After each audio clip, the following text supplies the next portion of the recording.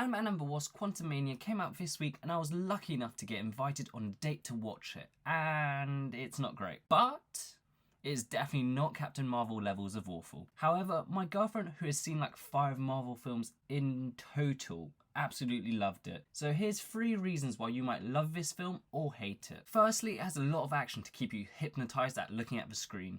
There were so many moments where I could see my girlfriend gripping tightly to the VIP leather seats. Yes, she went full out to spoil me. Most of the action is very unique and a spectacle to watch, as it is not just basic hand-to-hand combat that other films rely on. There are moments where the characters are put in difficult situations where they have to figure out unique ways to solve them. I think this works really well because Ant-Man in himself does not have any super overpowered powers. So as a superhero, he can't just depend on his powers to win every fight. I think this is also what makes his character so likeable, as he is rather relatable, as he's just the average man. However, the constant action does come at a cost of the pacing. Throughout the film, I felt like I was on one of those slingshot rides. We'd be in a basic scene of characters talking and then suddenly bang! Here's an action scene. There wasn't ever much setup or build up of tension.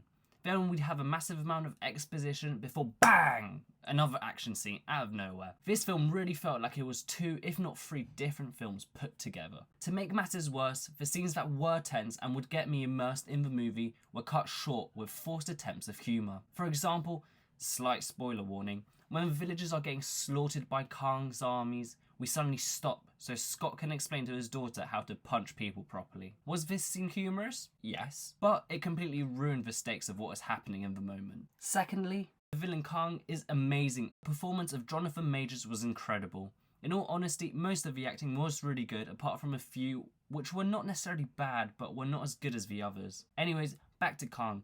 He doesn't feel like your generic villain. He is very composed, calculated, and whenever he's on screen, it is a much more serious movie. Which I think is what the majority of the film should have been. You don't see him trying to crack jokes out of character, and the way he threatens Scott shows that he's not scared to do atrocious things to get what he wants. However, Marvel always has the same problems with their villains. Throughout the first act of the film, we really build up how big and bad Kang is supposed to be. The characters avoid speaking his name as if he's Voldemort and he would appear suddenly. Janet fully doesn't even want to talk about the quantum realm because of him. Then when we finally meet him, we are shown that he is indeed powerful, being able to brutalize people with just a flick of his finger, or vaporize beings out of existence. But then when in the final act the villain needs to be defeated, his power level drops by 10-fold.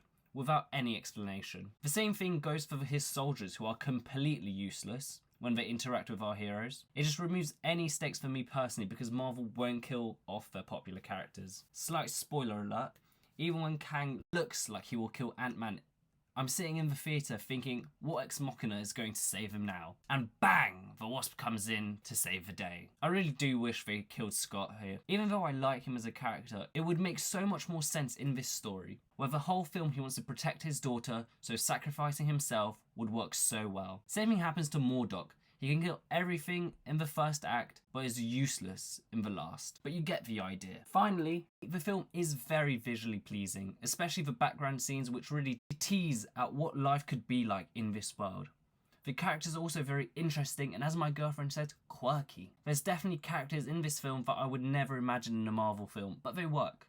The majority of the theatre was very attached to them for the short amount of time that they were on screen. On a side note, I do personally think the world was very much inspired by Star Wars. Not that it's a bad thing, but I couldn't help feeling like it shared the same visuals from the Clone Wars, and even it felt like they made their own Mos Eisley cantina. I do think the plot and actual world building have much to improve. The plot happens because Janet refuses to tell her family anything about the time she lived in the quantum realm, which is very stupid. It would be much easier telling her family to avoid it because there's an evil being in there who wants to destroy worlds. But because she doesn't, they then make a machine that starts the problem. Then even after they're already there, Janet still refused to provide more information to the others. This annoyed me so much. She's not protecting them from anything by not telling them. She's putting them in more danger.